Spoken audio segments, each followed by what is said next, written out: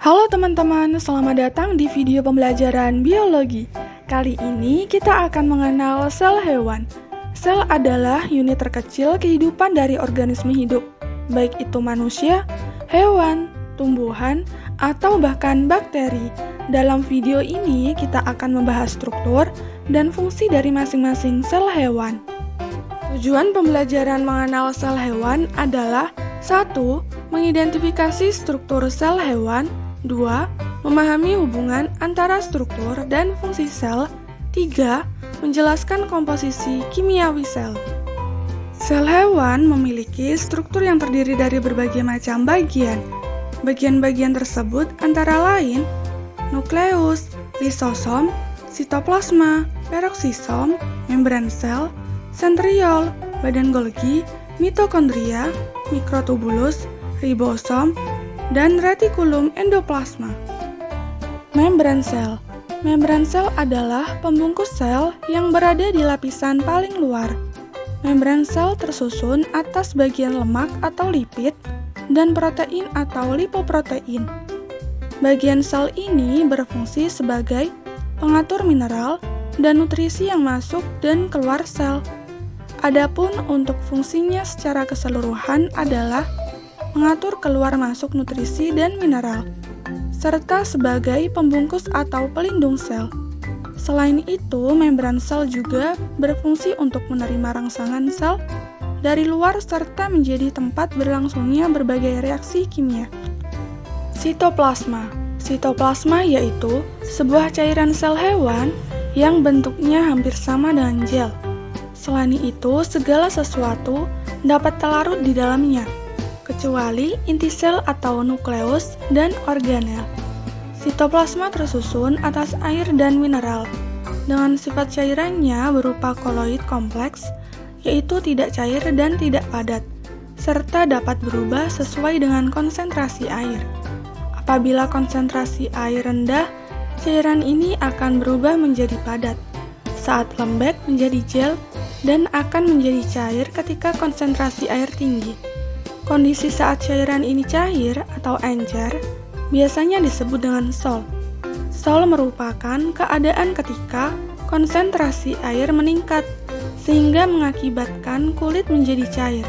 Sedangkan gel merupakan keadaan di mana koloid memiliki sifat lembek karena konsentrasi air. Fungsi dari sitoplasma yaitu sebagai sumber bahan kimia dan tempat berlangsungnya metabolisme dalam sel. Mitokondria. Mitokondria memiliki bentuk yang mirip dengan cerutu, dengan dua lapis membran dalam berlekuk-lekuk seperti kristal, serta menjadi organel terbesar yang ada dalam sel hewan. Mitokondria memiliki bentuk yang bulat seperti tongkat, dengan panjang 0,2 sampai 5 mikrometer dan diameter 0,5 mikrometer. Ruangan yang ada di dalam mitokondria ini berisi cairan yang biasa disebut dengan matriks mitokondria.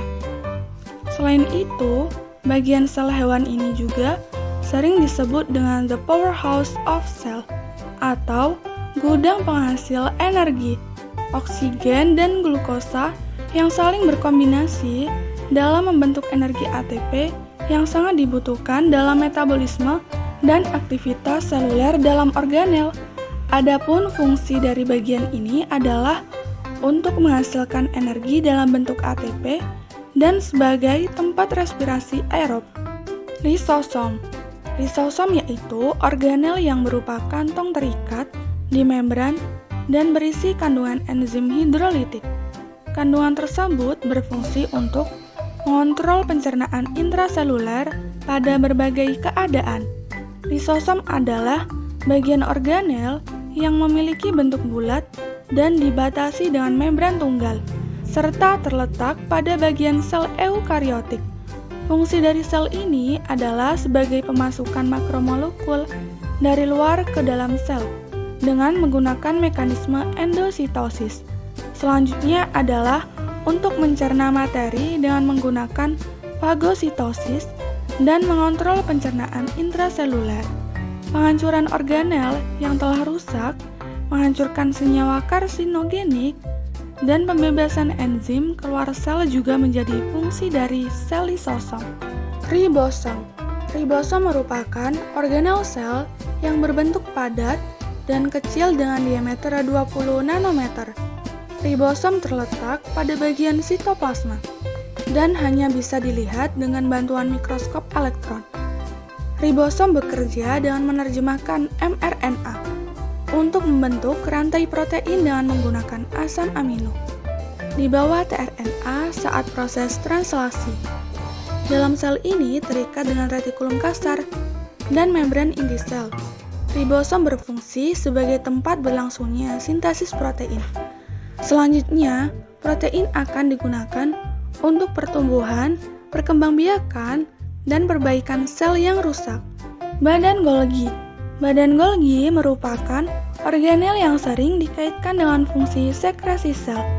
Badan Golgi bisa ditemukan pada setiap sel eukariotik yang memiliki fungsi ekskresi seperti ginjal.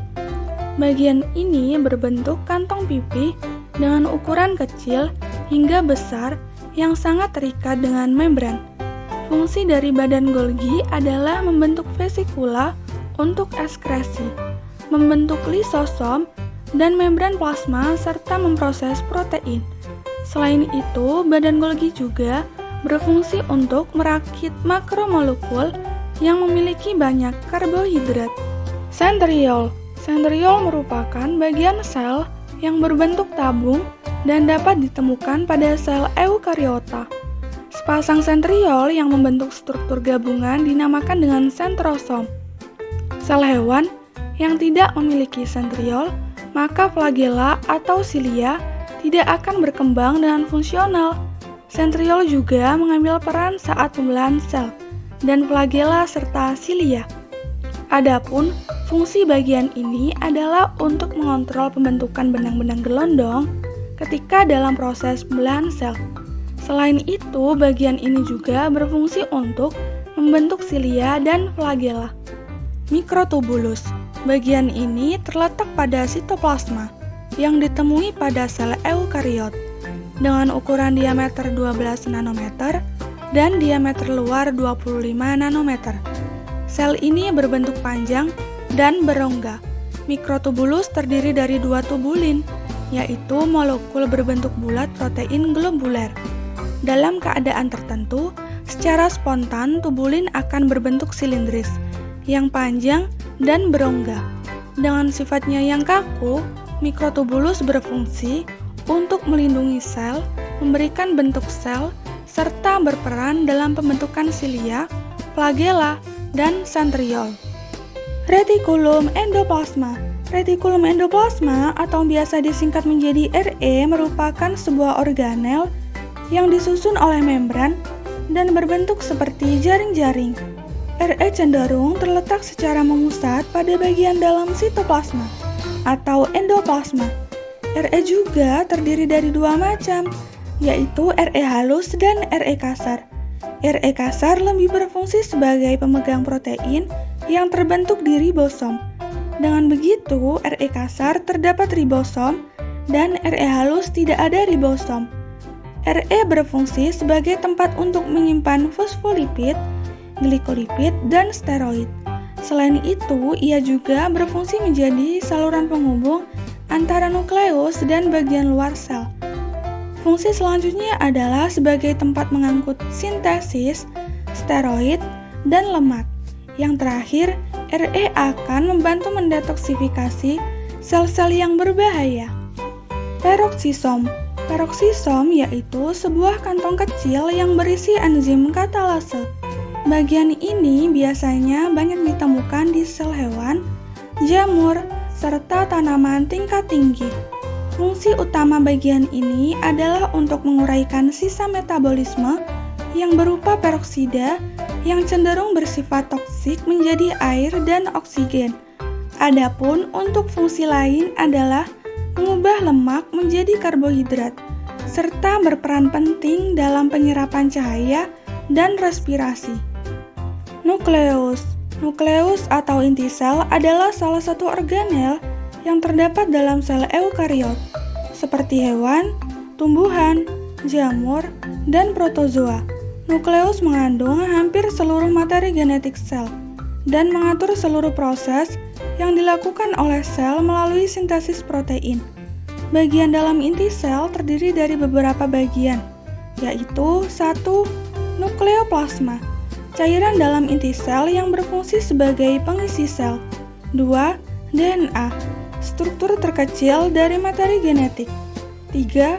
Protein, salah satunya bernama histon, yaitu protein yang melingkupi DNA. Nukleus memiliki 3 fungsi utama, yaitu 1. Menyimpan materi genetik DNA dan meneruskannya ke sel anakan melalui pembelahan sel. 2. Menyintesis ribosom. 3. Mentranskripsi DNA menjadi RNA. Kali ini kita telah mengenal tentang sel hewan. Terima kasih sudah menyimak sampai akhir. Sampai jumpa di video berikutnya. Jangan lupa untuk terus belajar ya. See you!